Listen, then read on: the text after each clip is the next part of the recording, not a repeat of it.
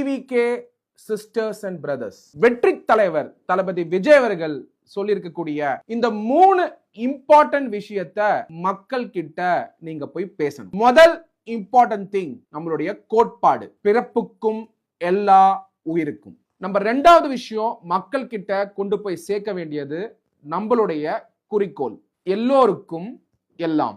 3வது விஷயம் நம்ம மக்கள் கிட்ட கொண்டு போய் சேர்க்க வேண்டியது நம்மளுடைய கொள்கை, மதசார்பற்ற சமூக நீதி கொள்கைகள். இந்த திமுக இருக்கவங்க நிறைய பேர் அது என்ன மதசார்பற்ற சமூக நீதி கொள்கைகள்னு நம்மளுடைய டிவிகே சிஸ்டர்ஸ் அண்ட் பிரதர்ஸ் பார்த்து கேட்டா அவங்க கிட்ட ஸ்ட்ராங்கா இந்த 11 விஷயத்த சொல்லுங்க. உங்க கட்சி இதெல்லாம் கிடையாது.